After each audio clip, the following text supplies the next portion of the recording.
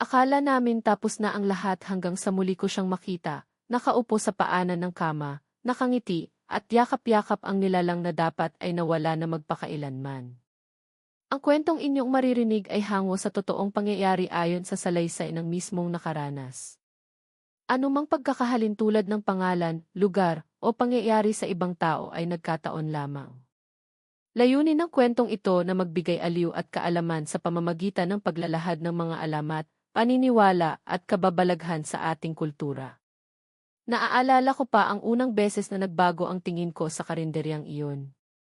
Sa unang tingin, isa lamang itong simpleng kainan na nakatago sa gilid ng lumang kalsada, halos malimutan ng mga dumadaan dahil sa dami ng damo at puno sa paligid. Maliit lang ang lugar, may 3 hapag na gawa sa kahoy, mga lumang upuan na may bitak, at ilaw na tila lagi ng papatay.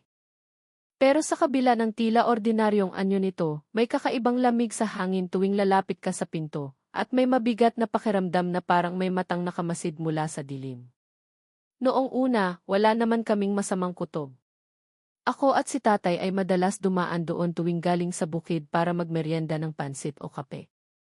Kilala ng mga tao ang karinderyang iyon bilang pag-aari ni Aling Miling, isang matandang babae na tahimik lang at bihirang umiti. Pero higit sa lahat, ang pinakapansin-pansin sa lahat ay ang kanyang serbidora, isang babaeng nasa kalagitnaan ng 20s, maputi, mahaba ang buhok na laging nakalugay, at may mga matang parang laging may tinatagong sikreto. Hindi ko alam ang pangalan niya noon, pero ramdam ko na hindi siya basta ordinaryong babae. Isang hapon, pagkatapos naming mag-ani, nagyaya si tatay na doon na raw kami kumain. Maulan ang panahon at halos wala ng tao sa paligid. Pagpasok namin, bumungad agad sa amin ang serbidora, nakasuot ng lumang bestida na kulay maroon, at may ngiting hindi ko maipaliwanag kung masarap o nakakatakot. Sa bawat pagsalin niya ng kape kay tatay, tila matagal niyang tinititigan ito, para bang may hinihipnotismo. Napansin ko pa na may kakaibang amoy ang inumin, hindi masangsang, pero matamis na may bahid ng kung anong damo o halamang hindi ko pa naamoy dati. Mula noon, halos gabi-gabi ay nagyayaya si tatay na doon kami kumain. Ang dating tipid sa gastos, biglang naging galante, at hindi na iniisip kung malayo o mahal ang pagkain doon. Napansin ko ring nagbago ang kilos niya, mas tahimik, mas laging tulala, at minsan ay napapansin ko na para bang may kinakausap siya sa dilim. Kapag tinatanong ko, umiti lang siya at sasabihing, "Wala, anak. Napapagod lang." Dumating ang araw na umuwi siya ng madaling araw, amoy usok at mabangong damo ang katawan, at may bakas ng pulbos sa liig na parang galing sa kamay ng babae. Nagsimula na rin siyang magkulang sa mga gawain sa bahay, at kapag hindi siya nakapunta sa karinderya, nagiging iritable at mainitin ang ulo. Para bang may hinahanap ang katawan niya na hindi ko maintindihan. Minsan, sinundan ko siya ng palihim. Sa kalsadang walang ilaw, tanging lamlam ng buwan ang gabay ko. Nakita ko siyang pumasok muli sa karinderya, kahit sarado na ito. Sa gilid ng bintana, sumilip ako at nakita ko ang serbidora, nakasuot ng puting bestida, ay hawak na maliit na bote na mailaman na parang pulang likido. Ibinuhos niya iyon sa baso, hinalo at iniabot kay tatay. Pag-inom niya, umiti ang babae, sabay hinaplos ang kanyang pisngi. At doon ko nakita, ang mga mata ng serbidora ay kumikislap sa dilim, parang mata ng pusa na nahuhuli ng liwanag. Bumigat ang dibdib ko. Alam kong may mali. Hindi iyon normal na pagmamahal o simpleng pagkahumaling.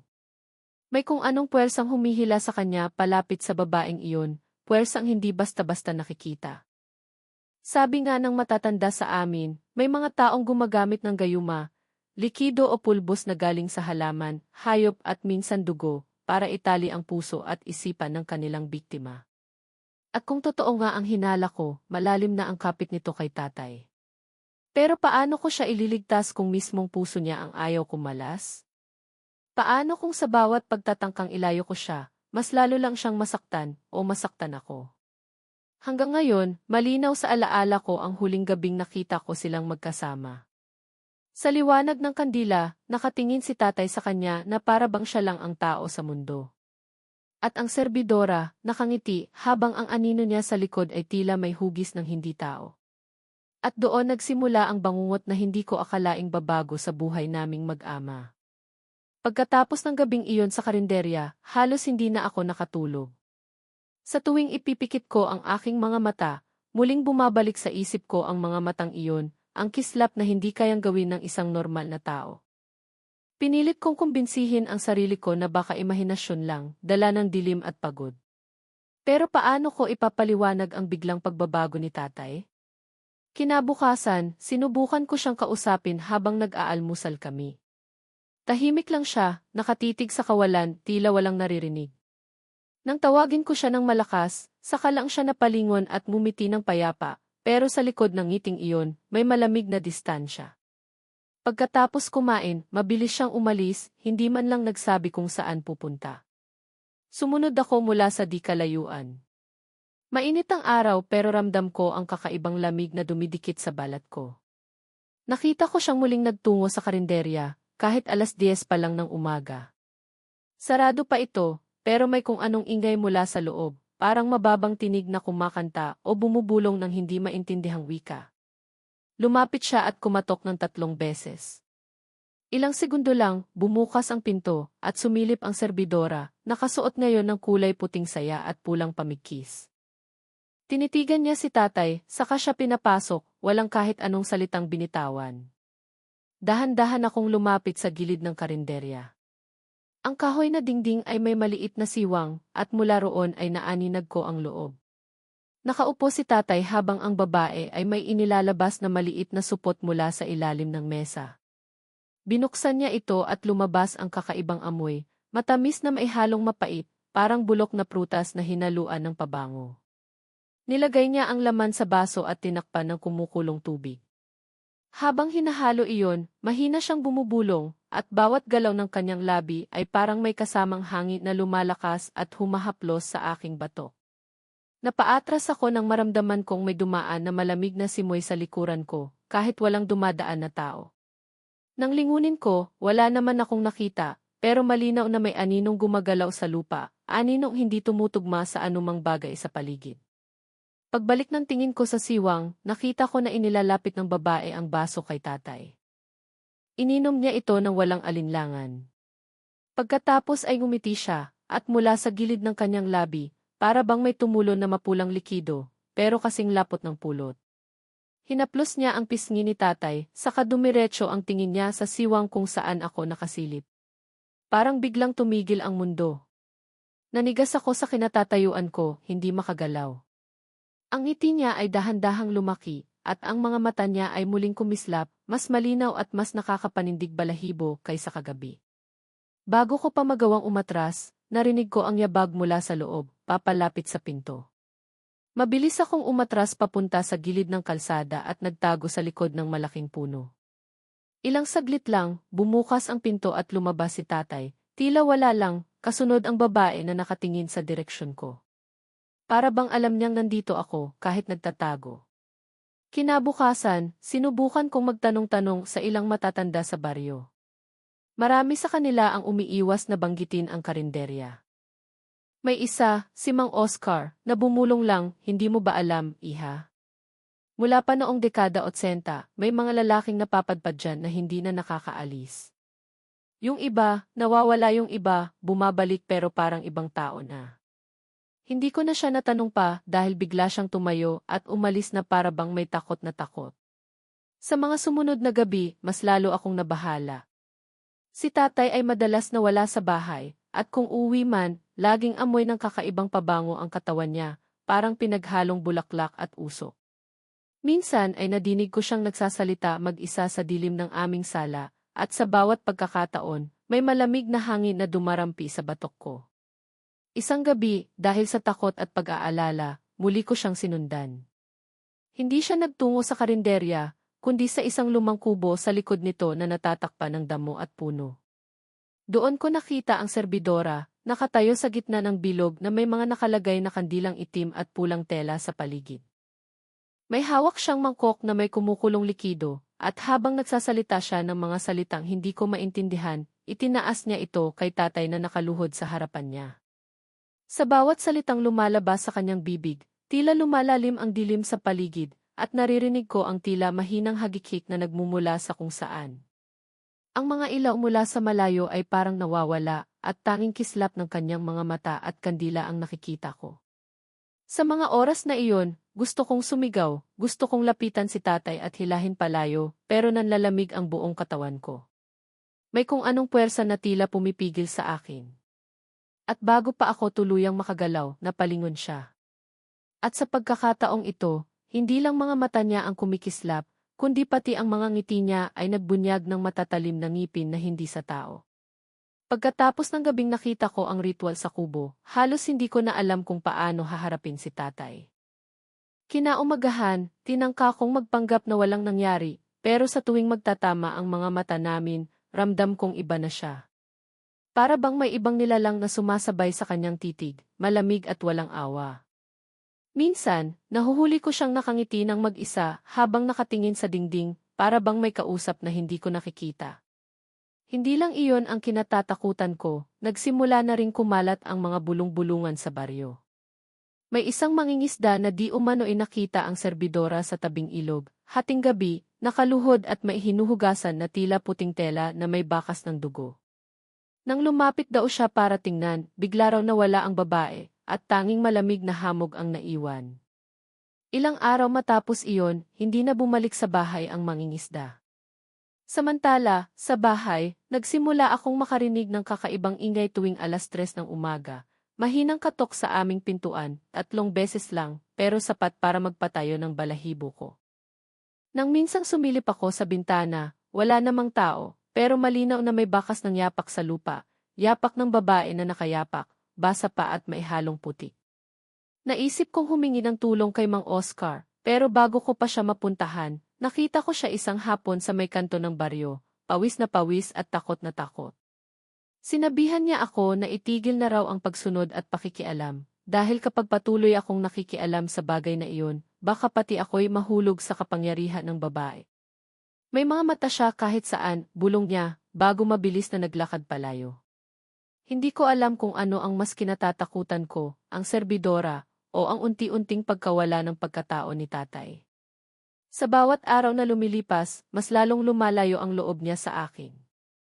Kapag tinatanong ko kung saan siya galing, laging iisa ang sagot, doon lang kasama niya. At kapag binabanggit ko ang pangalan ng serbidora, na ngayon ko na lang nalaman mula sa ibang tao na tinatawag palang Iiska, biglang nagdidilim ang mukha niya, para bang nagising ang isang halimaw sa loob niya. Isang gabi, matapos siyang hindi umuwi, nagpa siya akong hanapin siya. Dumaan ako sa karinderya pero sarado ito at walang ilaw. Naisip kong puntahan muli ang kubo sa likod, pero bago pa ako makarating, may narinig akong mga yabag sa kakahuyan. Sumunod ako, at sa gitna ng dilim, nakita ko si tatay na may pasan-pasang sako. Mabigat ito at tila may kumikilos sa loob. Mabilis akong nagtago sa likod ng puno, nanginginig sa kaba. Nang malapit na siya sa kubo, lumabas si Iska, suot ang itim na saya na may borda ng mga pulang simbolo. Sa kamay niya ay maihawak siyang patpat na may nakatali na piraso ng buhok.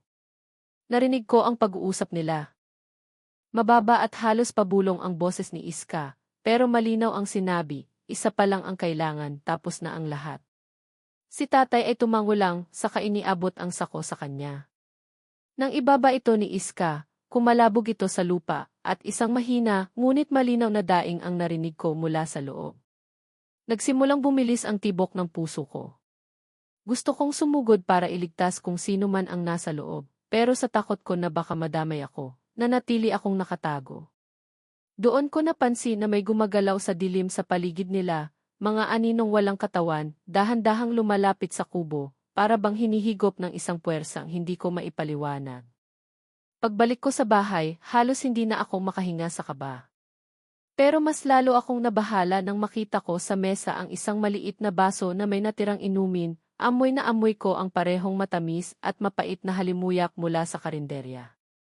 Sa tabi nito, may nakapatong na isang hibla ng buhok ko, nakapulupot sa maliit na piraso ng pulang tela. At sa sulok ng sala, sa dilim, sigurado akong may pares ng matang nakatingin sa akin at hindi iyon si tatay. Pagkatapos ng gabing iyon sa gubat, hindi na ako makatulog ng mahimbing. Sa tuwing pipikit ako, naririnig ko ang mahina, ngunit malinaw na paghinga sa tabi ng kama, kahit alam kong wala namang tao roon. Minsan, may biglang mabigat na presensya na dumadagan sa dibdib ko, para bang may nakaupo habang unti-unting binubura ang hininga ko. Pagdilat ko, wala namang nakikita, pero ramdam ko ang malamig na hangin na parang bumabalot sa buong katawan ko. Kinabukasan, naisip kong lisanin muna ang baryo. Subalit bago pa ako makapag-empake, dumating si tatay, basang-basa sa ulan kahit hindi naman umuulan sa labas. Ang mga mata niya ay malalim at parang walang buhay, at sa kanyang mga kamay ay maihawak siyang maliit na kahon na gawa sa kahoy na may ukit ng mga kakaibang simbolo. Ibinigay niya ito sa akin at bumulong, "Huwag mong bubuksan." Pagkatapos ay lumabas siya na para bang walang nangyari. Hindi ko mapigilang lapitan ang kahon. Habang nakatayo ako sa sala, bigla akong nakarinig ng mahinang tunog mula sa loob nito, parang pagtibok ng puso. Tumigil iyon ng hawakan ko, pero nanatiling mainit ang kahoy na para bang buhay. Itinago ko ito sa ilalim ng kama, ngunit buong magdamag, naririnig ko pa rin ang tunog na iyon, mas malakas pa kaysa kanina. Sumunod na araw, nagpunta ako sa karinderya para subukan muling harapin si Iska. Wala siya roon, pero si Aling Miling ang naroon, nakaupo sa likod ng counter, nakatitig lang sa akin. Walang sinasabi, pero ramdam kong binabasa niya ang isip ko. Nang magtanong ako kung nasaan si Iska, ngumiti siya ng malamig at sabay sabing, "Hindi mo siya mahahanap kung ayaw kanyang makita." Paglabas ko ng karinderya, napansin kong kakaunti ang tao sa baryo. Ang mga bahay ay tila mas tahimik kaysa dati, at ang ilang taong nakakasalubong ko ay mabilis umiwas ng tingin. Parang may isa o dalawang pares ng mata na sumusunod sa bawat galaw ko, kahit walang nakikita. Sa bawat liko ko, naroon ang mahina, ngunit tiyak na yabag sa likuran ko, tugma sa ritmo ng paglakad ko. Pagsapit ng gabi, bumalik si tatay, ngunit ngayong pagkakataon, may kasama siyang dalawang lalaki na hindi ko kilala. Mapuputla sila, walang kibo, at tila walang emosyon sa mukha. Tumayo sila sa may pintuan habang si tatay ay pumasok sa loob at naupo sa mesa. Hinilan niya ang kahong iniwan niya sa akin at inilagay sa gitna. "Buksan mo," utos niya, ngunit sa boses niya ay maihalong lamig at puwersa na parang hindi ko kayang labanan. Nang dahan-dahan kong itaas ang takip, dumaloy mula sa loob ang makapal na usok na kulay abo. At sa gitna nito, may tila maliit na bagay na gumagalaw. Hindi ko alam kung anong hayop iyon, mukha itong may mahahabang daliri at matatalim na kuko, pero masyado itong mabilis para malinaw kong makita. Tumalon ito mula sa kahon at tumakbo sa dilim ng bahay, kasabay ng bigla ang pagpatay ng lahat ng ilaw. Sa gitna ng dilim, narinig ko ang mga yabag na paikot-ikot sa paligid ko, mabilis at walang ingay maliban sa kaluskos ng sahig. May malamig na kamay na biglang humawak sa bukong-bukong ko, at nang hilahin ko ang paa ko, wala naman akong nakita. Sa gilid ng aking pandinig, may mahinang tinig na paulit-ulit na binabanggit ang pangalan ko. Nang muling bumukas ang ilaw, wala na si tatay at ang dalawang lalaking kasama niya. Naiwan lang ako sa gitna ng sala, nakatayo, at sa sulok, nakatingin sa akin si Iska, nakasuot ng itim na bestida na hanggang sahig, basang-basa ang buhok, at may mga patak ng pulang likido sa kanyang mga daliri. Hindi ko alam kung paano siya nakapasok nang hindi ko namamalayan. Lumapit siya ng dahan-dahan, at bawat yapak niya ay tila lumalabo ang paligid, para bang lumulubog ako sa mas malalim na dilim. "Hindi ka na makakatakas," mahinang bulong niya, bago ako nakaramdam ng matinding lamig na bumalot sa buong katawan ko, na parang pinupunit ang mismong kaluluwa ko. Parang huminto ang oras habang nakatitig sa akin si Iska. Ang lamig ng presensya niya ay tila bumabalot sa bawat himaymay ng katawan ko. Wala akong marinig maliban sa mabagal at malalim niyang paghinga. Gusto kong sumigaw, gusto kong tumakbo, pero parang may puwersang humahawak sa akin mula sa loob, pinipilit ang mga kalamnan kong manatili sa kinatatayuan ko. Bigla siyang humiti, hindi yung malambing o pamilyar, kundi isang ngiti na may kasamang panlilibak at pagkagutom. "Matagal na kitang hinihintay," bulong niya, at sa isang kisap mata, nasa harap ko na siya. Ang pulang likido sa daliri niya ay dumampi sa pisngi ko, at bigla kong naramdaman ang init na kumalat sa balat ko, para bang sinusunog ito mula sa loob. Bago pa ako makasigaw, narinig ko ang pinto sa likod ko na bumukas. Si tatay. Pero hindi na siya yung tatay na kilala ko. Ang balat niya ay maputla, ang mga mata ay mapula at parang walang puti, at ang mga ugat sa liig niya ay nangingitim. Tumayo siya sa tabi ni Iska, walang emosyon, para bang isa ng anino na sumusunod sa utos ng babae. Hindi mo naiintindihan, anak, malamig niyang sabi. Matagal na tayong kasama niya. Kahit noong wala ka pa. Nanlaki ang mga mata ko. Ano ang ibig mong sabihin? Halos pabulong kong tanong. Umiti si Iska at tumingin kay tatay. Hindi niya alam, hindi ba, sabay hila sa braso ko. Lumapit siya sa akin at bumulong sa mismong tenga ko. Hindi ako ang nagdala sa kanya rito, siya mismo ang nagbalik sa akin. Nang marinig ko iyon, bumalik sa isip ko ang mga alaala noong bata pa ako. Mga gabi na nagigising ako at naririnig ko ang tinig ni tatay sa dilim, kausap ang isang babaeng hindi ko nakikita. Naalala ko rin ang mga panahong may mga hayop na nawawala sa paligid ng aming bahay, at kung paano laging puno ng mga kakaibang amoy ang hangin tuwing umaga. Pero bago ko pa mailagay sa lugar ang mga piraso ng alaala, biglang dumilim ang paligid. Hindi ito ordinaryong dilim, ito'y parang isang kumot na pilit sumasakop sa hangin mismo. Naririnig ko ang mga yabag sa paligid, pero wala akong nakikita. May malamig na hininga na dumadampi sa batok ko, at sa gilid ng pandinig ko, may mga boses na sabay-sabay nagsasalita ng mga salitang hindi ko maintindihan. Nang bumalik ang ilaw mula sa kumikislap na kandila sa mesa, napansin ko na nasa ibang lugar na kami. Hindi na ito ang sala ng bahay namin, nasa loob kami ng isang lumang silid na may mga pader na gawa sa bato, at sa gitna ay may malaking bilog na may nakaukit na simbolo sa sahig. Sa paligid, nakapalibot ang mga taong hindi ko kilala, lahat ay may mapupulang mata at walang ekspresyon sa mukha. Sa gitna ng bilog, may nakalatag na lumang litrato-litrato ko, kuha noong bata pa ako. At katabi nito, isang maliit na bote na puno ng pulang likido. Matagal ka na naming hinahanap, sabi ni Iska. Hindi lang si tatay mo ang gusto namin pati ikaw. May dugo ka na hindi mo alam. Pakiramdam ko'y lalong sumikip ang hangin. Naisip ko, paano kung totoo nga? Paano kung may koneksyon ako sa kanila, at simula pa lang, wala na talaga akong ligtas na daan? Bago ko pa masagot ang sarili kong tanong, biglang nagsimulang gumalaw ang mga anino sa paligid. Parang humihiwalay ang mga ito mula sa kanilang mga katawan at dahan-dahang lumapit sa akin. Ang malamig na haplos ng kanilang anyo ay dumampi sa balat ko, at bawat segundo ay pakiramdam ko'y may nawawala sa loob ko, lakas, init at pati alaala. Habang pinipilit kong labanan ang bigat na bumabalot sa katawan ko, narinig ko si Iska na muling nagsalita. Ngayon ay malakas at malinaw, wala ka ng ibang mapupuntahan. Isa ka na sa amin. At doon, tuluyan nang bumagsak ang tuhod ko sa sahig. Ang huling nakita ko bago lumabo ang paningin ko ay si tatay, nakatingin sa akin, walang bakas ng pagkilala sa kanyang mga mata. Ano kaya ang gagawin mo kung ikaw ang nasa kalagayan ko? Sa tingin mo ba, may pag-asa pa akong makaligtas? Mabigat ang bawat hininga ko habang nakaluhod pa rin sa gitna ng bilog. Ramdam ko ang init mula sa mga kandila at ang malamig na dampi ng mga aninong umiikot sa paligid. Sa bawat segundo, parang unti-unting nawawala ang lakas ko, at sa bawat titig ni Iska, mas lalo akong nilulunod sa dilim.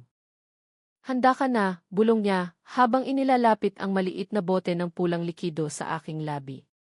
Amoy dugo. Nanlilisik ang mga mata ko sa takot, ngunit mahigpit ang pagkakahawak ng dalawang lalaking nasa likod ko, pinipilit akong manatili sa pwesto.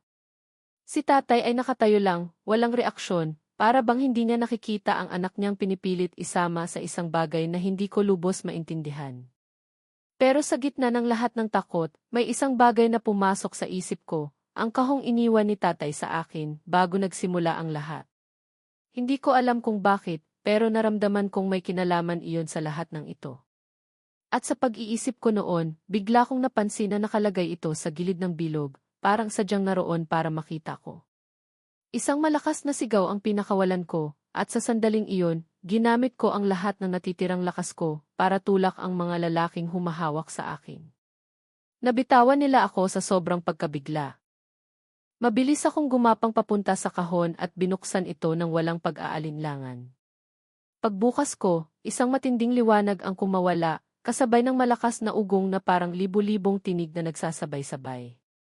Mula sa loob ay lumabas ang nilalang na nakita ko noong una, maliit pero matalim ang mga kuko at may mga mata na kasing pula ng dugo. Tumalon ito papunta kay Iska at kinagat ang braso niya. Isang matinis na hiyaw ang lumabas mula sa kanya, at sa unang pagkakataon, nakita ko siyang natakot. Nagsimulang manginig ang sahig.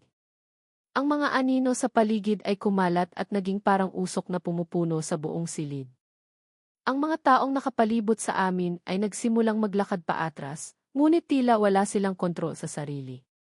Si tatay naman ay biglang napaigtad, para bang may puwersang pilit na humihila sa kanya pabalik sa normal. Pero bago ko pa siya matulungan, tumingin sa akin si Iska, at kahit duguan ang kanyang braso, umiti siya. Akala mo makakatakas ka? Ako ang pumili sa'yo. Sa isang iglap, sinunggaban niya ako at hinila papalapit sa bilog, hawak ang bote ng pulang likido. Ang amoy nito ay mas matapang na ngayon, at bawat paghinga ko ay parang nalulunod ako sa isang bangungot. Sa desperasyon, kinuha ko ang bote mula sa kamay niya at ibinuhos ito sa sahig. Nang tumama ang likido sa mga ukit ng bilog, nagsimulang magliyab ang mga simbolo, at isang malakas na alon ng hangin ang tumama sa aming lahat. Ang liwanag mula sa kahon ay muling kumislap, mas maliwanag pa kaysa dati, at kasabay noon, narinig ko ang sigaw ni Iska na unti-unting nawawala, para bang hinihigop siya ng hangin mismo. Nang humupa ang lahat, wala na siya. Ang mga taong nakapalibot ay nakahandusay, walang malay. Si tatay ay nakahiga sa gilid, humihinga pero mahina. Agad ko siyang nilapitan, nanginginig ang mga kamay ko habang tinatawag ang pangalan niya. Dahan-dahan siyang dumilat at sa kanyang mga mata, sa wakas, nawala na ang pulang kislap. Anak, mahina niyang sabi bago pumikit muli. Akala ko tapos na ang lahat, pero sa gilid ng silid, may kumislot sa dilim. Ang maliit na nilalang mula sa kahon ay nakatayo roon, nakatingin sa akin. Sa halip na umatake, umiti ito, isang iting parang may ibig sabihin. Bago ito mawala sa isang kisap mata, narinig ko ang boses ni Iska. Mahina ngunit malinaw, dumadaloy mula sa kawalan, hindi pa tapos. At doon ko napagtanto, baka ang ginawa ko ay hindi pagtatapos, kundi pagbubukas ng mas malaking pinto. Kung ikaw ang nasa kalagayan ko, ano ang gagawin mo? Sa tingin mo ba, may pag-asa pa akong makaligtas? Tahimik ang paligid matapos ang kaguluhan. Ang mga kandila sa paligid ng bilog ay unti-unting naupos, at ang usok mula sa mga nasunog na simbolo ay mabagal na umaakyat sa kisam. Hawak-hawak ko pa rin ang kahon, ngunit ngayon ay malamig na ito at tila wala ng laman. Si tatay ay nakahiga pa rin sa gilid, humihinga ng mabigat ngunit gising na. Dahan-dahan ko siyang inalalayan para makaupo, at sa kauna-unahang pagkakataon simula nang magsimula ang lahat, nakikita ko sa kanyang mga mata ang dating pagkatao, pagod, puno ng pagsisisi, pero malinaw. Pasensya ka na, anak, mahina niyang sabi, halos pabulong. Hindi ko alam kung paano ako nadala sa kanila. Para bang may boses na lagi kong naririnig at wala akong magawa kundi sumunod. Tumulo ang luha sa gilid ng kanyang mata at doon ko lang lubos na naunawaan na hindi siya ganap na may kasalanan. Ilang saglit pa ay unti-unting gumalaw ang ilan sa mga taong nakahandusay sa paligid. Wala na ang kanilang pulang mga mata, para bang natanggal ang isang sumpa. Ngunit wala na si Iska, at walang sinuman ang makapagsabi kung saan siya napunta. Wala ring bakas ng maliit na nilalang mula sa kahon, maliban sa mga bakas ng maliliit na kuko sa sahig na tila nagpapaalala na totoong nangyari ang lahat. Bago kami umalis, nilibot ko pa ang tingin ko sa silid. Nandoon pa rin ang mga lumang ukit sa dingding, ngunit ngayon ay tila pumuputok-putok at nagkakabitak. Para bang may bahagi sa lugar na iyon na hindi kayang tiisin ang nangyari. Hinawakan ko ang kamay ni tatay at tinulungan siyang lumabas. Sa bawat hakbang, parang mas lumalayo kami sa isang bangungot na mahirap paniwalaan, ngunit alam naming pareho na hindi pa iyon ang katapusan. Pagdating namin sa bahay, agad ko siyang pinaghanda ng mainit na tsaa. Tahimik lang kami habang umuupo sa mesa. Wala kaming lakas para magtanong o magpaliwanag. Nang matapos siyang uminom, dahan-dahan niyang itinulak sa akin ang kahon. Itago mo ito, sabi niya. Kung sakaling bumalik sila baka ito lang ang tanging makakapigil sa kanila. Pinagmasdan ko ang kahon. Kahit sarado ito, pakiramdam ko ay may presensya pa ring nakakulong sa loob. Wala akong ideya kung kaibigan o kalaban ang nilalang na lumabas kanina, pero malinaw na konektado ito sa lahat ng nangyari. Ilang araw ang lumipas at sinubukan naming magbalik sa normal. Ngunit tuwing gabi, hindi ako makatulog ng mahimbing. Sa bawat sulok ng bahay, tila may matang nakamasid. Sa tuwing lalapit ako sa kahon, parang naririnig ko ang mahinang kaluskos mula sa loob, at minsan, parang may mahina akong naririnig na tawa. Isang gabi, habang natutulog si tatay sa sala, bigla akong nagising sa malamig na hangin na dumampi sa balat ko. Paglingon ko, bukas ang bintana, hindi ko maalala kung kailan ko iyon iniwan ng ganoon. At sa sahig, may mga maliliit na bakas ng paa na puno ng abo, papasok sa kwarto ko. Sinundan ng malamig na kilabot ang buong katawan ko. Dahan-dahan kong sinara ang bintana, ngunit bago ko patuluyang mailok, narinig ko mula sa dilim ng labas ang pamilyar na tinig, si Iska. Anak, mahina niyang tawag, kasabay ng isang mabagal na pag-awit na parang lulabi. Pero hindi iyon boses ng isang ina, iyon ay malamig, puno ng pang-aakit, at nag-iiwan ng pakiramdam na parang hinihila ka palapit sa isang bangungot. Bumalik ako sa kama, pilit na pinapakalma ang sarili. Pero nang pumikit ako, doon ko siya nakita, nakaupo sa paanan ng kama, nakangiti, at hawak-hawak ang maliit na nilalang mula sa kahon. Sa isang iglap, bumalik siya sa dilim, na para bang wala siya roon mula sa simula. Hanggang ngayon, hindi ko alam kung bangungot lang iyon o totoo. Pero isang bagay ang malinaw, hindi ko mabibitawan ang kahon, at hindi ko kayang ipikit ang mata ng walang takot. Kung ikaw ang nasa kalagayan ko, bubuksan mo ba muli ang kahon para tapusin na ang lahat, o itatago mo ito habang buhay? Sa tingin mo, makakaligtas pa ba kami ni tatay, o masyado nang huli ang lahat?